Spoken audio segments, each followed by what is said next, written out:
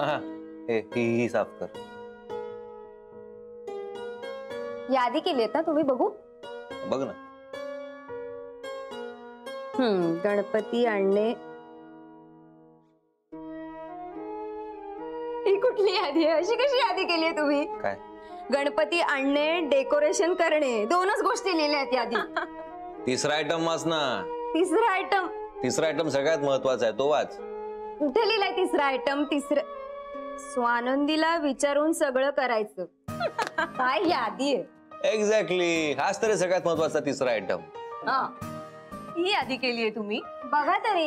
अहो, गणपती आणणं खूप मोठी जबाबदारी असते. आमच्या घरी येतो ना, लहानपणापासून ना सगळं सागर संगीत केलंय. मी खूप जवळून पाहिलंय हो सगळं.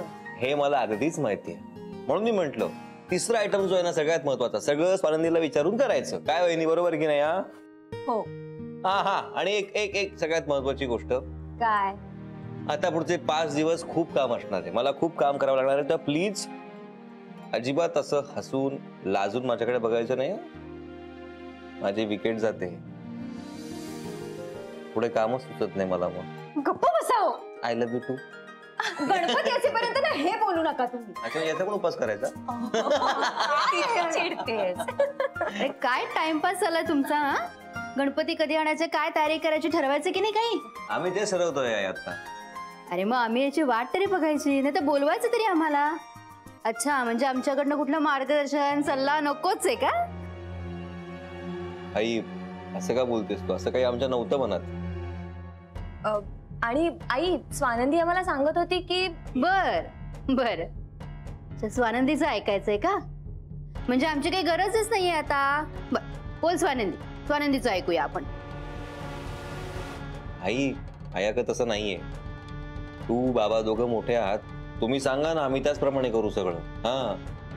नाही तसं नाही इंद्रनील, स्वानंदीला सगळं माहिती आहे, ठाऊक आहे मला. अरे हुशार आहे ती, म्हणून तर घरात लक्ष सुद्धा द्यायला लागत नाही मला.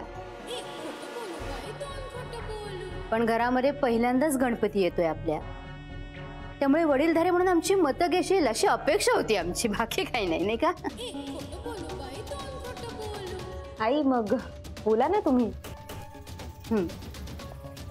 मला काय वाटतं माहितीये का, उद्या सकाळी गणपती आणूया आणि मग पूजा करूया.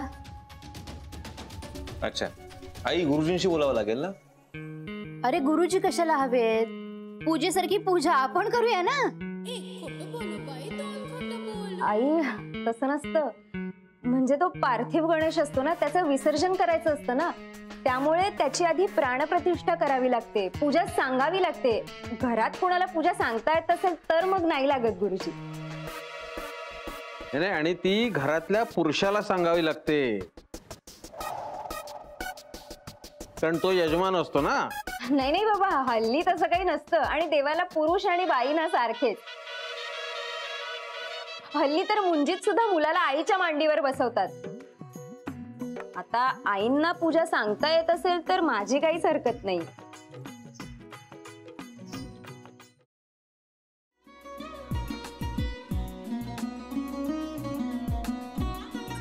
लावू का?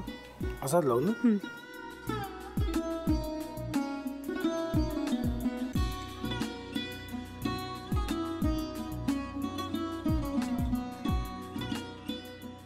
आता काय करायचंय? आता आपण ड्राय स्टफिंग दुसरं काय करणार आपण?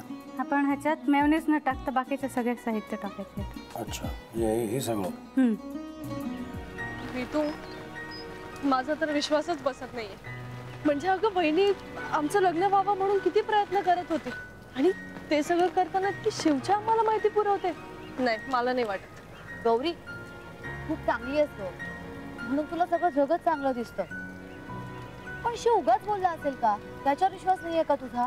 शिववर पूर्ण विश्वास आहे मी तुम्हाला, पण तो आता हे जे काही करतोय ना, म्हणजे निशा बहिणी समोर त्या राधिका सोबत फिरण्याचं नाटक वगैरे, ते त्याचा काही उपयोग होणार नाहीये. अगं असं कसं म्हणतो?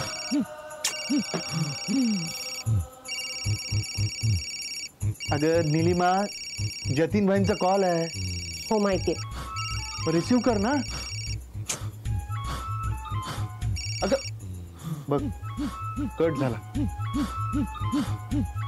आता तू रिसीव्ह केला नाहीस म्हणून ते मला करतील. अब पुन्हा आला बघ. घे बघू. पण हे एक ना एक दिवस घडणारच होतं.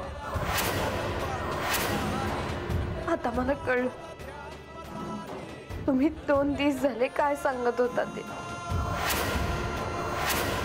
बनू हे संकेत असतात आणि हे ठरवून येत नसतात. मी बाहेर तुमची वाट बघते.